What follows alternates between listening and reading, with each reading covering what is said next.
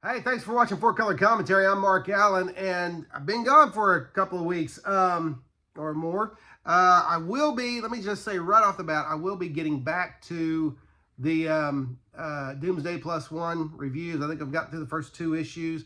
We'll be getting back to some John Byrne goodness. But I had to take time out to do a haul video because over the last few weeks at various places, I've gotten some really neat stuff. And I'm going to jump right in to, hello, Sabaka. There's my wife's cat, Sabaka. I would show her to you, but I can't pick her up. She doesn't like to be picked up, all right? So, by the way, Sabaka means dog in Russian. My wife has a background living in Russia for a couple of years, and so don't ask me. All right, so let's see. Let's start with an unusual item here that you probably wouldn't expect, though a few of you out there probably know that I like Sad Sack. And Sad Sack is a creation of a man named George Baker. So anyway, we've got here an issue of Yank, the Army Weekly. Now let me say this. Sad Sack first appeared, I have his first comic book appearance, but which was an issue of True Comics from 1946 or 47, I believe. But in June of 1942, Sad Sack had his first appearance in any media or any medium in Yank, the Army Weekly. This is June of 1943 issue. Now I got excited. Here's the cover. I love the George Baker cover. Sad Sack in there on there, and you know, I don't know the story behind the candle and his K-ration box and everything there, but it's just really neat early George Baker Sad Sack image, and it was the annual the 12th issue of Yank, the Army Weekly. But and we'll get more into that. But I got excited because this particular little antique store that I went into in Veneta, Oklahoma, had a small stack of the Army Weekly. I've known for a while that Sad Sack first appears in the June 1942 issue, and I got excited right away when I saw the 43s sitting on top of a stack about yay thick. So as you can imagine, I started going through looking for that June 1942 issue, which was the first issue of Yank, the Army Weekly, and it was also it was the first appearance of Sad Sack. So I went through and I didn't find it. The June 1943 issue. It was a weekly magazine. I think I may have mistakenly said monthly. It's a weekly. But this was the 12th issue, and so it was kind of a. It says on there even its first anniversary issue. I'm not sure why it would have had an anniversary at 12 weeks, but instead of months. But anyway, there you go. The reasons why I got it was because it had, as it says there, 8 bonus pages, extra cartoons, pinups, and short story. But I got it for the extra cartoons. I'm going to move my, hang on one second, I'm going to move my light. So I have the shadow of the phone. I misplaced my light there. All right, here we go. That's better. Okay. So, the reason I got it was just more George Baker Sad Sack goodness in there, plus this cover.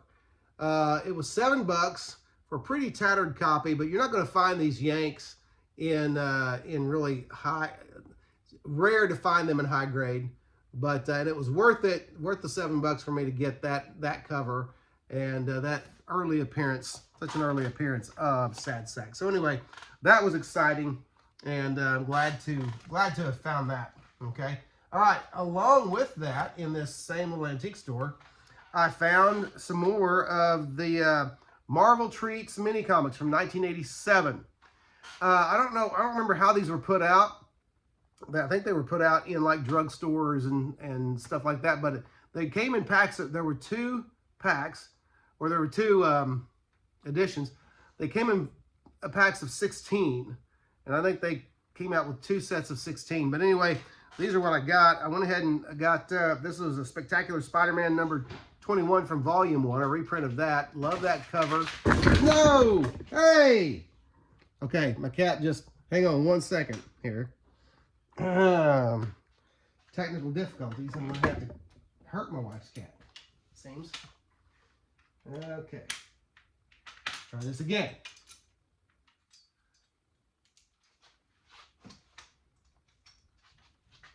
Okay, that's never happened before. Wow, and now you got a good shot of Spidey there. I'll just say real quick, this is another, I got this standee just last weekend, this last weekend, so what, 4 days ago.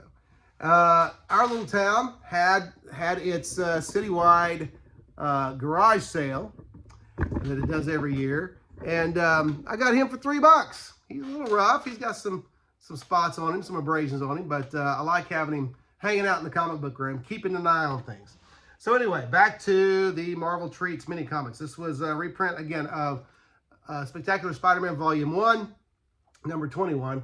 I bought that original comic off the racks, but I thought that was a great. I love that story. Now it is kind of the words are a little small on here because they do print the comic in its entirety with the smaller words. So I've got the issue, so I'm not sure I don't think I'll be reading this one just because of the eyewear. But anyway, and then I also got reprints of one of my favorite Captain America comics. Love this cover. Love the John Byrne art. So there's some John Byrne in this video. Love the John Byrne art.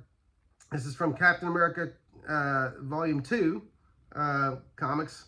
No, I guess it would be, yeah, it would be Volume 2. Originally published in 1980. This is the Cap for President issue. So from issue 250 of Cap Volume 2. And so I went ahead and picked up both of those. I think these were $1 a piece. And so loved having those Marvel Treats comics. I'm going to try to gather up all of them. I got a few more, but I'm far from, I think there were 32 in all, I think. Anyway, that's something I only recently discovered, so I have to do more research on that. All right, this last weekend, I went to the vintage stock in Owasso, Oklahoma, which I hadn't been to in a while. Just picked up a couple of $1.99 books. One, let me take this out of here. I'm not going to take it out of the original package. This is an issue of Wizard Magazine. And it's a beautiful Alex Ross cover. 1 year later from, let's see, it's October 2002, 1 year later from 9/11. Beautiful Alex Ross, Captain America illustration there. Just went ahead and bought it for $1.99. Just, I don't even know that I'll take it out.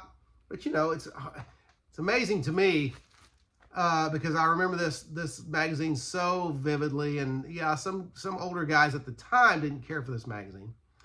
And now I'm an older guy, but I have nostalgia over it. It's hard to believe for me this is a 23-year-old magazine. But anyway, you know, I can't believe it's been that long. But anyway, there's the image. Couldn't turn that down. And so I went ahead and got, which issue is it? This is the, I don't know what numeric issue. Oh, 133. So, but then also I got, along with that, I got this Rye trade paperback for $1.99. Now, I never read a single issue of Rye, and it's got the comic, the Rye, I think they called it, yeah, companion comic, Rye Companion. Got it for $1.99. And I don't know whether to take it out of the bag and read it, or just to leave it in there. But I like the imagery. I always thought Rye was a cool looking character, but never read a single story with him in it. So there's that. Now, let me get to the important part of this haul. This is the a week ago, this last Saturday, I went to the Joplin Collectors Expo in Joplin, Missouri. Oh wait, let me do this first. I did get this off of eBay. Decided to go back. Wolverine having been one of my, I'd say, top 5 favorite Marvel characters. That's nothing new. Most Marvel fans would say that. But this is a trade paperback, a volume 1 of Wolverine Origins. I think it was published in 2006. Yes, 2006. The first 4 to 6, I think 6 issues. No, first 4 issues. First 4 issues of the first volume, Wolverine Origins, Beautiful, beautiful Quesada cover, Joe Quesada cover on there. Story by Daniel Way and art by Steve Dillon. I believe that was the Punisher team that kind of revived the Punisher at the turn of the century through Marvel Knights and such. But this was just a great story. Wolverine's a little edgier in this one. He's going against the establishment, includes going against Captain America with a really nice knockdown drag out between he and Cap that lasts a good part of the book. So, or a good part of that issue. So anyway, great reading there. Now, all right, I'm going to go back and start, kind of getting those. I got it cheap on eBay, free shipping. I'm going to keep on doing that and kind of follow those Wolverine origin stories. Okay, so next, now the comics I got from Joplin Collectors Expo. Gonna see. Didn't put these in any kind of an order. And good enough. All right, got a dollar comic here. That is one I'll always pick up for $1. This is the first appearance of Mephisto Light. First appearance of Belasco in Ka-Zar the Savage number 11. Okay, so first appearance book there. And I'll be doing a little bit of a story review. And well, I guess I'll just mention it now. I should have saved it. This is a affordable first. You can get this comic on eBay and obviously still find it in cheap comic bins. This is a first appearance of Belasco. And so it's Ka-Zar the Savage number 11, published in 1981. Great Brent Anderson art on the cover and throughout. So great stuff there. Okay. Pick that up. The rest of these are not dollar comics. I didn't take I'm not going to highlight the prices, though I didn't take the tags off. But I usually do that, but I didn't take the stickers off. Weird Wonder Tales number 21 with a Dr. Druid cover there as he does battle with another Marvel monster. And I believe this was a reprinted Dr. Druid story from the Golden Age, but I haven't read it yet, so I'm not sure. But the Weird Wonder Tales, of course, were a lot of. There was some modern at the time stories, new stories, but there are also many reprints. But beautiful condition on that one, and I love the bright blue and just everything going on that cover. All right, got an issue of Fantasy Masterpieces, number 11 from I think 67 or 68, but reprints the Origin of Toro. The great Carl Burgos cover on there, I believe. But good stuff there. Has a reprints. Let's see, the best from 3 decades. Has the Origin of the Black Knight in here. Reprinted from the 50s. Has more action-packed Golden Age adventures of Captain America and Submariner. And so great stuff there from the Golden Age reprints here. These books, especially in high grade, are getting more and more difficult to find, as obviously the Golden Age stories reprinted within are beyond the reach of most collectors, and so they're certainly beyond my reach. Short of some miracle find in a storage bin or a storage locker or someone's barn or something like that. So anyway, but great to have that. Also got another issue. These are hard for me to find in not on eBay, but just in the field. You all know that I like to find comics in the wild. This is Captain Savage and his Battlefield Raiders. Used to be Leatherneck Raiders or Leatherneck something. This is number 11, and great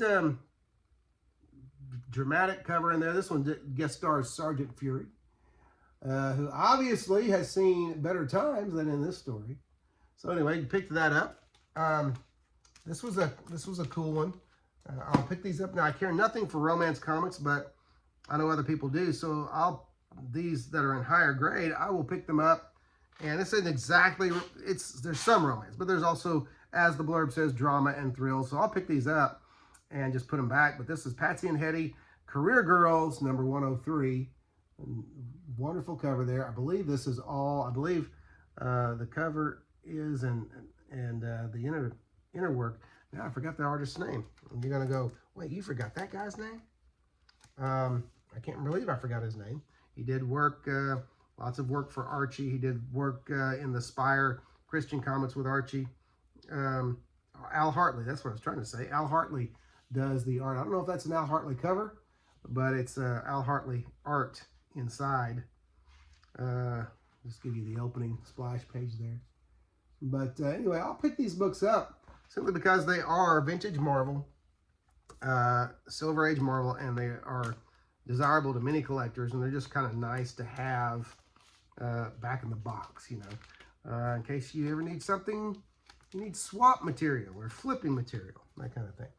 Now, this next one was, let me say that to last. Let's go with, there's only 3 more left here. Kull the Conqueror, #1, not a first appearance, but #1 of his ongoing series. This is I won't bother with the date, you can look it up, but great, pretty sure that's a John Severin cover right there. The inside, I thought it was going to be all John Severin early on, but it's actually, I believe, John Severin inking. Yeah, it's Ross Andru, which is not a disappointment. Ross Andru with the art and Wally Wood inking Ross Andru, which, you know, it's one of those unbeatable teams. You can't really beat that. But here's the opening splash. But it is a John Severin cover. Beautiful. Well, it may be Marie Severin, actually. Their work looks so similar. But I was happy to find this. Really happy to find this. I had the Kull #1 for years. For some reason, got rid of it. And this one has some cover gloss and displays well. So I thought that's a good time to get that one back in my collection. All right. Let's see. 2 more here. I was also happy to find. This is a high grade. This book, incidentally, just showed up on the top 10 runners-up on the app, the Key Collectors app. This is Mighty Thor #178 with the look at the gloss on that too. With the Abomination, I never understood why this book was so. You'd see this book for a lot, and a 9.8 recently sold for over $1,000, which I think is a little overpriced. But the reason is, and I just recently found out, this was the first John Buscema art on this book. So John Buscema was a new artist. I don't know. Sometimes Marvel back then would make note of the new artists, but no, it doesn't in this one. But anyway, high grade, nice book, and I was really happy to find that one because I love Buscema's art. And I pick up all the Silver and Bronze Age Thors I can. And so I was glad to get that one. And then lastly, this was kind of a coup for me too. Got this is a book that is the first reprint of the Origin of the Avengers, which means Avengers #1, which is first reprint of X-Men #1. And let me get the publication date. It was 1965. This is well-read condition, but for what I got it for, well worth the price. This is Marvel Tales #2. And I was really happy to get that. Even though it's in well-read condition, it's still got some gloss. And so lots of classic stuff in there. Here's some, let's just see, here's the opening splash of the reprint of X-Men #1. So glad to have this in my collection because, of course, I could never afford X-Men #1 on my budget. All right. Here is the, let's go ahead and show these old Stan Lee, Jack Kirby stories are so great. There's Coming of the Avengers. So the first reprint of some major Marvel books in this book right here. And so glad to have it. And like I said, though it's rough, you can still read the print on the spine and so everything. I'm just happy to have it. It's mine. And it smells wonderful. Okay. So anyway, that's my haul. And I want to welcome Spidey to Four Color Commentary. He's going to be probably a pretty steady fixture in these videos from now on. But I was happy to find him locally for $3, and you know, just great to have him. He just kind of fits in the comic book room. But anyway, that's it. That's my haul, and not bad for the last few weeks. So thanks for watching. I want to remind you, don't forget to like, comment, and subscribe if you haven't. Especially comment. I like the feedback. I like the talking. I like the communication between you know, with the comic community on YouTube. But anyway, that's it. Thanks for watching Four Color Commentary. I will see you with another Doomsday +1 issue very soon. We'll see you next video.